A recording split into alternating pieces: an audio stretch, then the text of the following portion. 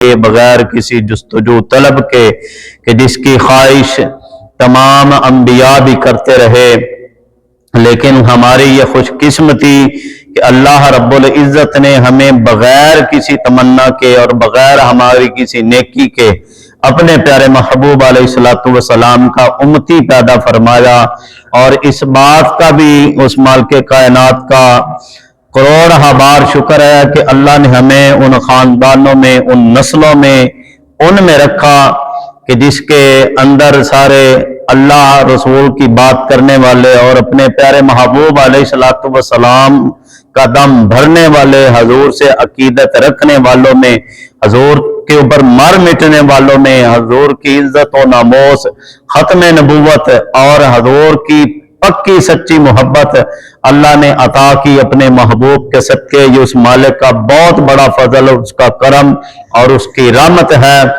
بندہ اپنی طرف سے تو کچھ بھی نہیں کر پاتا، یہ اس مالک کا خاص کرم ہے، اسی کا فضل ہوتا ہے۔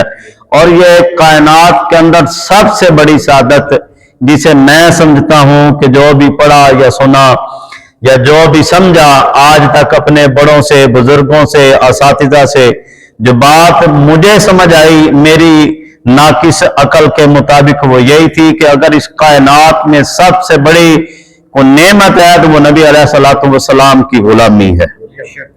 حضور کی غلامی سے بڑھ کر اس کائنات کے اندر اور کوئی چیز نہیں ہے، کوئی بات نہیں ہے، کچھ بھی نہیں ہے۔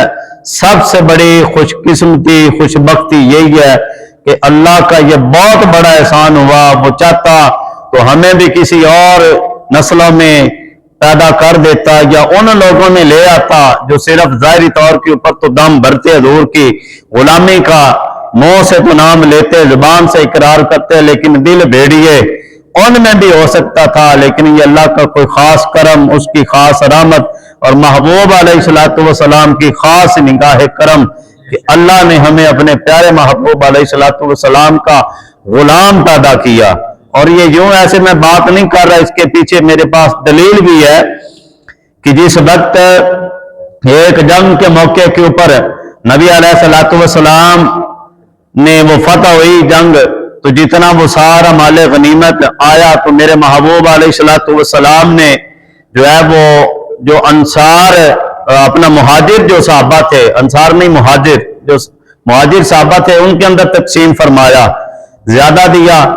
تو مدینہ شریف کے کچھ ایسے چھوٹے نادان بچے میں نادان تو نہیں کہتا، یہی کہہ سکتے ہیں کہ اس وقت کے جو چھوٹے جن کو سمجھ بوجھ نہیں تھی، تو اس وقت یہ بات چل پڑی کہ محبوب علیہ السلام نے جو ہے وہ مہاجر صحابہ کو بڑا مال عطا کیا، لیکن انصار کو، مقامی جو مدینہ کے ان کو کچھ نہیں دیا۔ تو یہ بات چلتی چلتی میرے محبوب علیہ السلام تک آ گئی۔ جب میرے آقا علیہ السلام تک یہ بات پہنچی تو میرے آقا نے اسی وقت حکم صادر فرما دیا، فرمایا بھی سارے صحابہ کو اکٹھا کرو، جو انصار صحابہ ہیں تو ان کو جمع کرو۔ اعلان ہوا، وہ سارے صحابہ آنے لگے اور وہ بیچ بیچ میں دل میں ڈرنے بھی لگے کہ پتہ نہیں اب کون سا حکم آ گیا ہے، کون سی وحی آ گئی ہے کہ کہیں ہم یہ بات کر کے جو ہے وہ پھنس تو نہیں گئے، کہیں محبوب علیہ السلام کی گستاخی تو نہیں ہو گئی۔ اسی بات کے اندر وہ تھے اور بڑی پریشانی بنی، اور بڑے بڑے جو جلیل القدر صحابہ کرام تھے انصار، وہ بڑے گھبرا گئے، بڑے پریشان ہو گئے۔ ظاہری بات اس وقت وحی کا بھی سلسلہ جاری تھا، تو انہیں لگا کہ اب کوئی حکم آ گیا ہمارے لیے، بڑے پریشان۔ وہ جس وقت میرے محبوب علیہ السلام کی کچہری میں پہنچے تو میرے محبوب علیہ السلام نے فرمایا کہ یہ بات مجھے انصار کی طرف سے جو ہے وہ سننے کو ملی۔ تو صحابہ نے آگے سے عرض کیا، جو انصار صحابہ انہوں نے عرض کیا، یا رسول اللہ صلی اللہ علیہ وسلم، کچھ ناسمجھ چھوٹے بچے تھے کہ جنہوں نے جو ہے وہ یہ بات کر دی، ہمارے بڑوں کی طرف سے یہ بات نہیں آئی۔ تو میرے محبوب علیہ السلام نے فرمایا کہ نہیں یہ بات نہیں ہے کہ تم گھبرا رہے ہو یا تم پریشان ہو رہے ہو کہ پتہ نہیں اب کیا بن جائے گا یا کیا ہو گیا۔ فرمایا کہ میں نے کوئی حکم جاری کرنے کے لیے تمہیں یہاں نہیں بلایا۔ فرمایا یار بات سنو، دیکھو اگر میں نے ان کو اتنا مال عطا کر بھی دیا ہے، مہاجرین کو دے دیا ہے، پہلی بات تو یہ ہے کہ مجھ سے بڑھ کر کوئی انصاف کرنے والا نہیں اس کائنات کے اندر۔ زور کی ذات سے بڑھ کے انصاف کرنے والا نہیں. تو کہ یا رسول اللہ ہماری یہ مجال نہیں ہے اور نہ ہماری اتنی یہ جرت ہے کہ ہم آپ کے فیصلے کے اوپر جو ہے وہ تنقید کریں یا کوئی بات کر سکیں. نہ ہماری اتنی جرت کا. یا رسول اللہ وہ تو کچھ بچے تھے کہ جنہوں نے یہ ایسے بات پھیلا دی, افواہ بن گئی. تو میرے محبوب علیہ الصلوۃ والسلام نے فرمایا یار تم مال کی بات کرتے ہو, مال کی کیا حیثیت ہے اور مال کی کیا بات ہے؟ فرمایا کہ دیکھو تمہارے لیے تو میں اپنا وطن چھوڑ کے آ چکا ہوں. فرمایا تمہارے لیے تو میں, فرمایا کہ اس سے بڑھ کر اور کوئی جو ہے وہ بات ہے ہی نہیں. فرمایا کہ میں نے ان کو مال دیا کہ تمہارے لیے میں خود موجود نہیں ہوں. تو جس کو آقا علیہ الصلوۃ والسلام کی غلامی نصیب ہو گئی, جس کو یہ مل گیا, پھر اس کو کیا. اور پھر میرے آقا نے کیسی محبت فرمائی اور کیسا محبت کا درس دیا کہ دیکھیں آپ کا شہر مکہ تھا, مکہ آپ کا شہر تھا اور آپ نے مکہ شہر چھوڑ کے مدینہ کے اندر ڈیرا لگایا اور دفن بھی آج مدینہ شریف کے اندر ہی ہے. فرمایا کہ میں نے تو اپنا آپ ہی تمہیں دے دی ہے, اور تو جس کو میرے آقا علیہ الصلوۃ والسلام مل گئے پھر اس کو کائنات میں کیا چاہیے. عہد کے اندر ایک صحابی رسول رضی اللہ تعالیٰ عنہ ہو, دیکھیں نا کہ میں پہلے وہ بیان کر چکا ہوں کہ جب زخم 70 کے قریب زخم لگے ہوئے تھے, بازو بھی کٹ چکے تھے, ٹھیک ہے, سارا جسم زخمی اور آخری سٹیج پر ہے, تو پیٹ کے بال چل کے جو ہے نا وہ نبی علیہ الصلوۃ والسلام کی بارگاہ میں پہنچے. چل بھی نہیں سکتے تھے, اتنے زخم کھائے ہوئے تھے.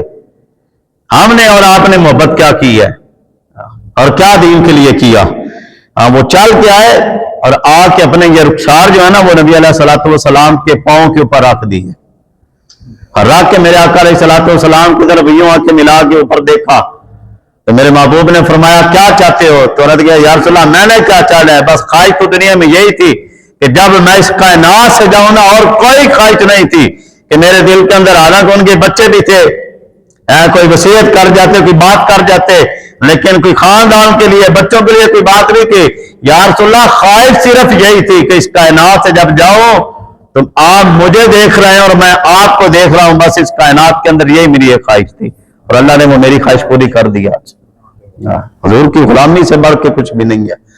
میرے محبوب علیہ الصلوۃ والسلام کی جس کو غلامی مل گئی نا, حضرت سعد بن ربیعہ رضی اللہ تعالیٰ عنہ, آپ نبی علیہ الصلوۃ والسلام کو وضو کروا رہے تھے, ٹھیک ہے, وضو کروا رہے تھے, اور وضو کرواتے کرواتے بشان رحمت آئے, رحمت جوش کے اندر آ گئی, اور میرے آقا نے فرمایا ربیعہ مانگو, کیا مانگتے ہو؟ فرمایا سر ربیعہ مانگو, کیا چاہیے, کیا چاہیے تمہیں؟ آگے صحابی رسول تھے نا, کوئی ساڑھے زیادہ نہیں سی, کوئی دنیا مانگ لیتا, کوئی پیسہ مانگ لیتا, کوئی دنیا کی تو اور چیز مانگ لیتا, نہ. تو حضرت ربیعہ رضی اللہ تعالیٰ عنہ عرض کرنے لگے یا رسول اللہ صلی اللہ علیہ وسلم, فرمایا یہاں بھی اپنے ساتھ رکھا نا, تو یا رسول اللہ کل جنت کے اندر بھی اپنا جو ہے نا وہ پڑوس مجھے عطا کر دے, مجھے جنت میں آپ کا جو ہے نا وہ ساتھ چاہیے. میرے آقا نے فرمایا یہ ہو چکا, اور مانگو, اور کیا چاہیے؟ عرض کیا بھائی یا رسول اللہ اس سے بڑھ کے اور کیا چاہیے؟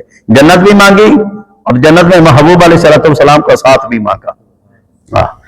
اعمال جتنے مرضی اعلیٰ ہوں, وہ اقبال کا ایک شعر ہے نا, اقبال نے بڑی خوبصورت بات کی تھی کہ نماز اچھا, روزہ اچھا, حج اچھا, زکات اچھی, مگر باوجود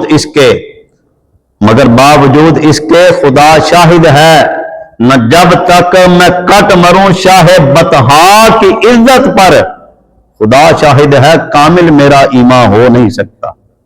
ساری چیزیں اپنی جگہ, ساری چیزیں کے برا البرا, لیکن کیا بات کہاں ختم کی؟ جب نبی علیہ الصلوۃ والسلام کی غلامی کے اوپر یہ آ کے بات ختم ہوگی.